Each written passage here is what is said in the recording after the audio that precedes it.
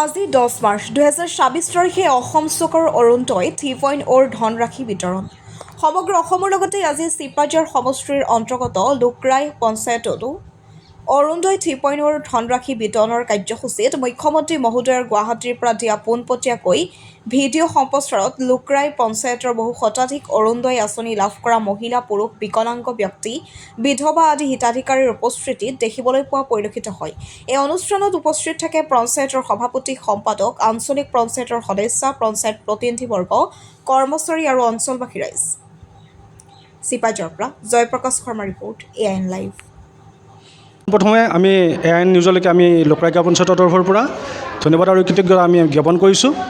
সমগ্ৰ অসমৰ লগতে আমাৰ লুকৰাই গাঁও পঞ্চায়ততো আজি ৰাতিপুৱা ঠিক 9:30 বজাত আমি অৰুণোদয় 3.0 আজি যি 9,000 টকা অসম চৰকাৰে সমগ্ৰ অসমৰ অৰুণোদয় হিতাধিকাৰী পৰিয়াললৈকে প্ৰদান কৰিছে। গুৱাহাটীত কেন্দ্ৰীয়ভাৱে মুখ্যমন্ত্ৰী মহোদয়ে তেখেতৰ যি ভাষণ প্ৰদান কৰিছে অসমৰ ৰাইজক উদ্দেশ্যি, সেই ভাষণ আমি লুকৰাই গাঁও পঞ্চায়তত পোনপটীয়াভাৱে আমিও সম্প্ৰচাৰ কৰিছোঁ। লুকৰাই গাঁও পঞ্চায়তৰ অন্তৰ্গত আমাৰ প্ৰায় 1234 আমাৰ অৰুণোদয় হিতাধিকাৰী পৰিয়াল আছে।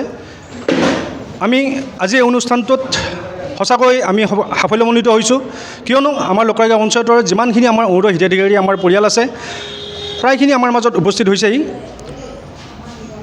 আগন্তুক দিনতো অসম চৰকাৰৰ তৰফৰ পৰা যি নীতি নিৰ্দেশনা আহে, আমি সচিব মহোদয়ৰ নেতৃত্বত গাঁও পঞ্চায়তৰ সভাপতি মহোদয়, আমাৰ যি এক্সিকিউটিভ বডি আছে, তেওঁলোকৰ যৎপৰোনাস্তি তেওঁলোকৰ চেষ্টাৰ ফলত আজি এই যিখন সভা, এই সভাখন যথেষ্ট সাফল্যমণ্ডিত হোৱা বুলি আমি অনুভৱ কৰিছোঁ। ধন্যবাদ।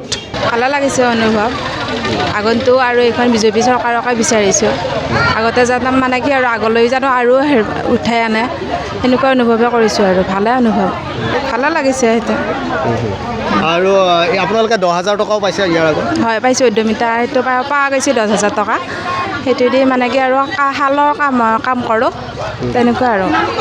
এই 10,000 টকা আপুনি কামত খটুৱাইছে নহয় জানো? হয়, কামতে খটুৱাইছোঁ।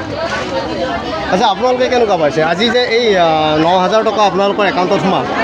কেনেকুৱা অনুভৱ, কেনেকুৱা হৈছে? মানে ভাষাৰে বুজাব পৰা নাই। মানে আগতে যি আমাৰ কংগ্ৰেছ চৰকাৰ আছিলে, আমাৰ মানে একো পোৱা নাছিলোঁ। আমাৰ মানে ৰাতি তেওঁলোকৰ যিবিলাক মানে আত্মীয় আছিলে, তেওঁলোকৰ মানে কম্বল বিতৰণ কৰিছিলে ৰাতি। এতিয়া আমাৰ মামাই যিখিনি আমাক মানে হেৰি দিছে, মানে সকাহ দিছে, মানে বহুত ধন্যবাদ। আগলৈ আমাক কৈছোঁ যাতে আগতে আৰু ধুনীয়া আঁচনি ওলায় আৰু যেনে মানুহ সকাহ পায়, তাৰ কাৰণে বহুত ধন্যবাদ দিছোঁ মামাক। যে উদ্যমিতা আঁচনি 10,000 টকাও পাইছে? হয়, পাইছোঁ। এই 10,000 টকাৰে নিশ্চয় কিবা কাম কৰিব লৈছে? হয়, কৰিছোঁ। মই ফিচাৰীৰ কাৰণে দিছিলোঁ, ফিচাৰী কাম কৰিছোঁ। আগন্তুক যাতে আৰু এনেকুৱা ধুনীয়া আঁচনি দিয়ে মামাই, তাৰ কাৰণে আশীৰ্বাদ কৰিছোঁ। ভগৱানে মামাক ভালে কুশলে ৰাখক, মানে সকলোকে মানে ধুনীয়া আঁচনি দিয়ক আৰু।